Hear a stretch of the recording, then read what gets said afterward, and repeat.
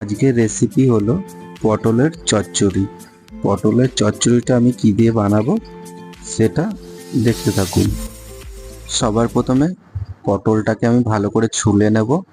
দেখতেই পাচ্ছেন এরকমভাবে আমি পটলটাকে ভালো করে একটা একটা করে সবকটা পটল আমি ছুলে নেব। এরপরে আমি পটলটাকে ভালো করে কেটে নেব, লম্বা লম্বা পিস করে নেব, একটু পাতলা করে। দেখতেই পাচ্ছেন এরকমভাবে আমি পিস করে নেব। সবকটা পটল আমি এরকমভাবে কেটে নিয়েছি। এটাকে ভালো করে এবার ধুয়ে নেব। পটলগুলো আমি সব ধুয়ে ফেলেছি, আর এর সাথে আমি আলুটাকেও কেটে ও ধুয়ে নিয়েছি। লম্বা লম্বা পিস করে নিয়েছি, পটলের মতন আলুটাকেও কেটে নিয়েছি। এরপরে একটা প্লেটে আমি কিছুটা কাঁচা লঙ্কা, কিছুটা পেঁয়াজ আর কিছুটা সর্ষে বাটা, জিরে বাটা আর লঙ্কা বাটা দিয়ে পেস্ট বানিয়ে নিয়েছি। এরপরে আমি পটলটা ভেজে নেব, সেজন্য আমি একটু তেল দিয়ে দিয়েছি। তেলটা গরম হলেই আমি পটলটা দিয়ে দেব। তেলটা গরম হয়ে গেছে, এবার আমি পটলটাকে ভেজে নেব।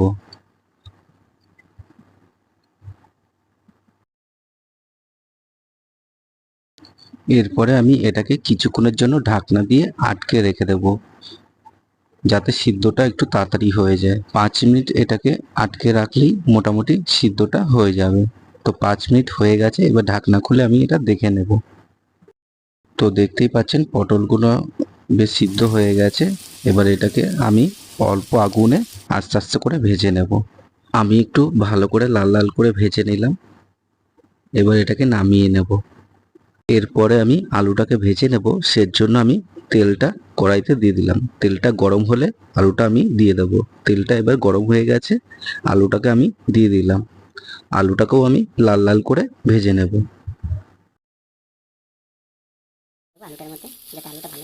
হাফ চামচ নুন আর হাফ চামচ হলুদ দিয়ে আলুটাকে আমি ভালো করে লাল লাল করে ভেজে নেব। হলুদ আর নুনটা দেওয়ার কারণ হচ্ছে মশলাটা ভালো করে আলুর মধ্যে যাতে চারিদিকে ছড়িয়ে যায়, সেজন্য আমি ভালো করে এটাকে ভেজে নিচ্ছি। আলুটা ভাজা হয়ে গেছে, কিন্তু আমি আলুটাকে নামাবো না, আমি একবারে সব কিছু ভেজে নিয়ে করব। এরপর আমি একটু তেল দিয়ে দিলাম।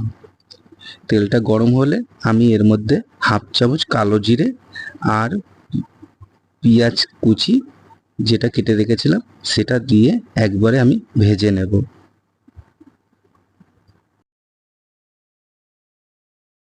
পেঁয়াজটা আমি ভালো করে ভেজে নিয়েছি। এরপর আমি দিয়ে দেব এর মধ্যে জিরে বাটা, সর্ষে বাটা আর লঙ্কা বাটার যে পেস্টটা বানিয়েছিলাম সেটা দিয়ে ভালো করে আলুটার সাথে মিশিয়ে এর মধ্যে একটু হালকা পরিমাণে জল দিয়ে আমি ভালো করে এটাকে কষিয়ে নেব। এরপরে আমি হাফ চামচ হলুদ আর হাফ চামচ নুন দিয়ে ভালো করে এটাকে কষিয়ে নেব। ভালো করে কষিয়ে নিয়েছি যাতে মশলার কোনো গন্ধ না থাকে। আর এর মধ্যে আমি কিছুটা জল দিয়ে দেব। আমি এখানে বেশি জল দেব না, কেননা আমি একটু কষা কষাই করব, তাই আমি একটু অল্প জলেই করছি। আপনারা চাইলে একটু বেশি জলও করতে পারেন। এরপরে কাঁচা লঙ্কাটা দিয়ে দিলাম। আপনারা ঝাল যদি বেশি খান তাহলে লঙ্কাটা দেবেন, নালে দিতে হবে না। আমি একটু ঝালটা বেশিই দিচ্ছি। এরপরে দিয়ে দেবো ভেজে রাখা পটলগুলো। ভেজে রাখা পটলগুলো আমি সব একবারে দিয়ে দিলাম। এবার ভালো করে এটাকে নাড়িয়ে নেব, যাতে মশলার সাথে সব কিছু এক হয়ে যায়। এরপর দিয়ে দেবো সামান্য একটুখানি চিনি। চিনিটা দিলে তরকারির স্বাদটা অনেকটাই ভালো হয়। ভালো করে নাড়িয়ে আমি এটাকে কিছুক্ষণের জন্য ঢাকা দিয়ে রাখবো। 5 মিনিট ঢাকা দিয়ে রাখলেই এটা হয়ে যাবে রেডি। প্রায় 5 মিনিট হয়ে গেছে, এবার ঢাকনা খুলে নিলাম। সবকটাই সিদ্ধ হয়ে গেছে, দেখতেই পাচ্ছেন। আর ঝোলটাও আমি বেশি করিনি, যেহেতু বললাম ঝোলটা আমি বেশি করব না। এটা একটু কষা কষাই করব, চচ্চড়ি এরকমই আমি পছন্দ করি। তো আপনারা চাইলে একটু ঝোলও রাখতে পারেন। তো এটা হয়ে গেছে, দেখতেই পাচ্ছেন। এবার এটাকে আমি একটা প্লেটে তুলে নিয়ে আপনাদেরকে দেখাচ্ছি যে এটা কেমন হয়েছে। দেখতেই পাচ্ছেন একটা প্লেটে তুলে নিয়েছি। তো আজকের রেসিপিটা কেমন হয়েছে অবশ্যই জানাবেন। আর রেসিপিটা ভালো হয়ে থাকলে আপনারাও একবার ঘরে ট্রাই করবেন। আজকের ভিডিওটা এখানেই শেষ করলাম। ভালো থাকবেন, সুস্থ